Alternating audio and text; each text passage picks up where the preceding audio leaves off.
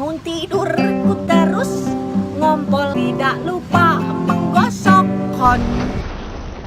Rokok korek. Seorang tukang sampah yang merupakan mantan pembunuh bayaran kini menjalani hidup di sebuah kota terpencil. Ia memilih menjalani kehidupan seperti ini untuk menebus perbuatannya di masa lalu. Warga biasa memanggilnya dengan sebutan Clean. Mungkin karena ia bertugas mengumpulkan sampah dari malam hingga subuh. Setiap harinya, Clean melewati jalanan kumuh dan rumah kosong yang sering terjadi tindak kriminal di sana. Banyak tindak kriminal kejahatan terjadi langsung di hadapannya. Namun, Clean memilih hidup damai. Orang-orang menganggap Clean sebagai orang yang suka membantu tetangganya. Ia sering mengurus anak tetangga yang sangat mirip dengan mendiang anaknya yang sudah lama meninggal. Setiap pagi, Clean juga menyiapkan bekal untuk anak itu. Setelah beres memberi bekal, Clean lanjut mencari penghasilan tambahan. Clean mengumpulkan rongsokan antik yang ia temui di TPA dan memodifikasinya supaya berfungsi kembali. Ia lalu menjualnya ke toko antik yang kebetulan pemiliknya merupakan teman baiknya. Toko antik itu bahkan menjual senjata api. Namun setiap kali ia melihat senjata yang dipajang, Clean teringat akan masa lalunya sebagai pembunuh bayaran. Ia tidak mau kembali ke masa-masa suram tersebut karena hanya menyisakan penyesalan. Malam pun datang dan ia ditugaskan untuk kerja lembur mengumpulkan sampah. Ketika Clean sampai di lokasi, ia melihat sekumpulan orang sedang mengerumuni truk muatan di depan sebuah resto seafood. Clean tahu kalau ada yang tidak beres dengan sekumpulan orang itu. Masa menurunkan muatan saja sampai dikawal orang bersenjata dan juga anjing penjaga. Pemilik resto seafood melihat ke arah Clean seperti sedang memperhatikan gerak-geriknya. Daripada dicurigai, ia lebih memilih untuk menyelesaikan pekerjaannya supaya bisa pulang lebih cepat.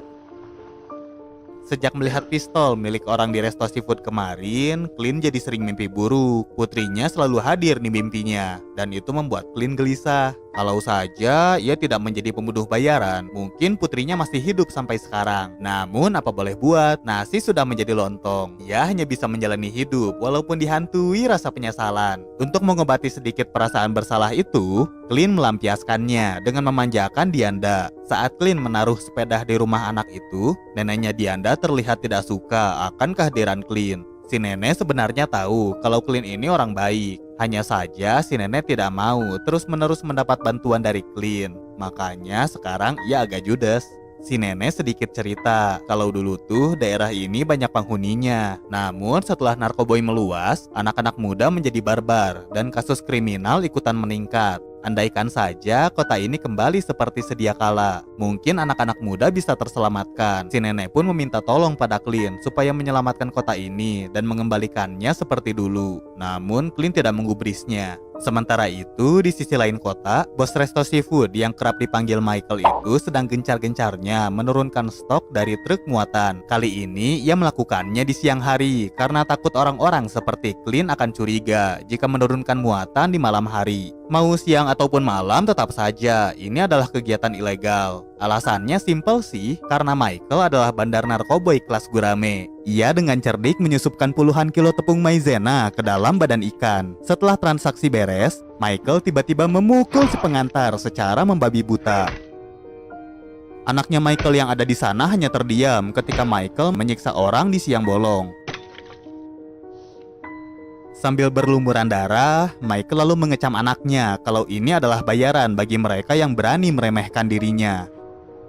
Lalu di malam hari, Michael kembali menceramahi anaknya agar kelak ia bisa menjadi bos gangster penerus dirinya. Namun omongannya ini sama sekali tak digubris. Merasa diremehkan, Michael pun naik pitam dan mencekik anaknya sendiri. Mereka pun saling adu bacot, sampai di mana anaknya Michael mengancam akan menusuknya. Tetapi bukannya takut, Michael yang tahu kalau anaknya ini adalah pengecut malah menantangnya balik. Kata-kata dari Michael ini tentu membuat mental sang anak semakin ciut. Setelah cekcok, akhirnya anaknya Michael kabur dari rumah sambil diikuti sumpah serapah dari ayahnya. Di tempat lain, ketika Clean datang mengumpulkan sampah di daerah Michael, ia melihat banyak tumpukan box berceceran darah. Clean takut dituduh yang tidak-tidak karena adanya box sampah ini. Sewaktu Clean menghancurkan sampah box itu, Michael menghampirinya dan mengajak Clean mengobrol. Namun ia punya firasat buruk dan langsung pergi dari tempat Michael. Sejak bertemu Michael, Clint yang biasanya lempeng melihat tindak kriminal jadi merasa tidak tahan untuk menolong korban. Aksi heroiknya ini dihadiahi pukulan fatal yang hampir merenggut nyawa Clint. Seharusnya ia buang muka saja seperti biasanya dan tidak perlu ikut campur urusan orang lain. Dengan begitu, ia tidak akan babak belur seperti ini. Clint pun pulang dan melihat Dianda sedang nongkrong dengan anak kulit gelap berandalan. Ia tidak mau Dianda terpengaruh pergaulan bebas. Akhirnya, Clint menyuruh Dianda pulang meskipun diancam oleh anak berandalan yang bersamanya. Setelah memastikan Dianda pulang, Clint pun lanjut untuk mengecat rumah-rumah yang terbengkalai dengan sukarela. Saat mengecat rumah itu, tidak sengaja ia melihat sekelebat bayangan anak kecil dari celah jendela. Clint yang penasaran mendobrak pintu rumah. Ia seperti diarahkan pada sebuah ruang yang tersimpan peti berisi kunci Inggris. Clint pun mengambil peti tersebut dan membawanya pulang. Saat melewati jalan pulang, ia melihat sepeda Dianda terparkir dan ada juga mobil yang terparkir di sebuah rumah. Rumahnya begitu ramai sampai terdengar keluar. Clint memutuskan untuk memaksa masuk ke dalam rumah tersebut. Saat masuk ke dalam, ia melihat Dianda yang dalam pengaruh heroin sedang dikerumuni para berandalan. Clint yang geram pun langsung menghantam para berandalan itu dengan kunci Inggris yang ia bawa dari rumah kosong tadi. Salah satu berandalan yang ia habisi ternyata adalah anaknya Michael. Tanpa pikir panjang, Clint langsung menyelamatkan Dianda dan mengantarkannya pulang pada si nenek. Keesokan harinya, anaknya Michael rupanya berhasil selamat walau mengalami luka parah di bagian wajah. Insiden ini membuat Michael marah sekaligus malu. Ia tak menyangka kalau anak dari seorang bos gangster tidak bisa membela dirinya sendiri. Michael juga berkata kalau ia akan mengusir anaknya karena tak butuh laki-laki pecundang. Anaknya yang babak belur hanya bisa cirambai ketika tahu yang dipedulikan ayahnya hanyalah reputasi, bukan kesehatannya. Walaupun begitu, Michael tetap berencana untuk membalaskan dendam pada Clint. Michael pun mengirim anak buahnya untuk membuntuti Clint yang tengah kabur keluar kota bersama Dianda dan neneknya. Clint tak menyadari kalau mereka diikuti sejauh ini. Alhasil Dianda dan neneknya yang berada di resto Padang berhasil dipojokkan oleh anak buahnya Michael. Meskipun nyaris tertangkap, Clint datang dan segera menghabisi mereka tanpa sepengetahuan Dianda dan neneknya.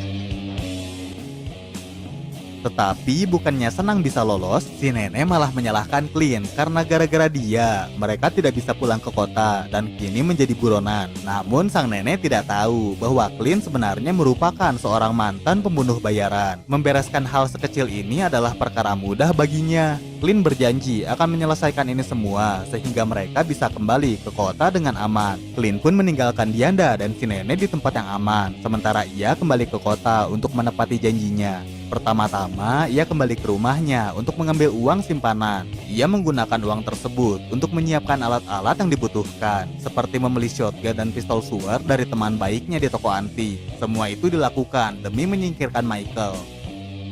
Sementara itu, Michael baru mendapat kabar kalau orang suruhannya lenyap dihabisi Clint. Dan di saat yang sama, Michael mendapat telepon ancaman dari Clint yang menurutnya sangatlah konyol karena Clint berencana untuk menelepon dulu sebelum menyerang. Tapi siapa sangka, sikapnya Michael yang menyepelekan ancaman Clint ini berujung malapetaka.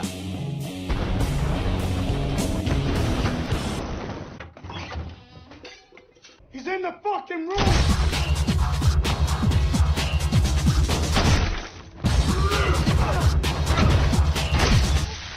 Mendengar kegaduhan ini, istrinya Michael seperti sudah menduganya. Tanpa ragu, ia membantu Clint mengarahkannya ke lokasi Michael.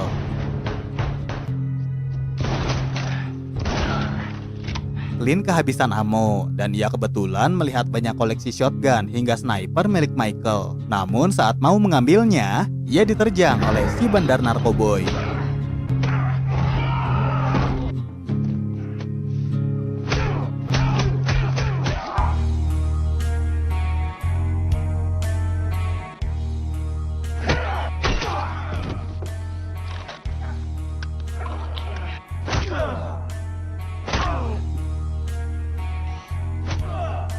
Michael cukup lega ketika mengetahui anaknya datang untuk menolongnya. Ternyata dugaannya salah besar. Michael pun mati di tangan anaknya sendiri. Di saat anaknya Michael mau menghabisi Clint, sehingga pada akhirnya Clint pun meninggalkan anaknya Michael dan lolos dari maut. Setelah pembasmian yang dilakukan oleh Clint, kehidupan di kota tersebut perlahan pulih dan Dianda juga kembali ke kota. Jaringan sindikat narkoboy milik Michael kini sudah punah dan semua ini berkat Clint, seorang tukang bersih-bersih yang bisa membersihkan sampah masyarakat di kehidupan kota. Ending yang pasukan oranye.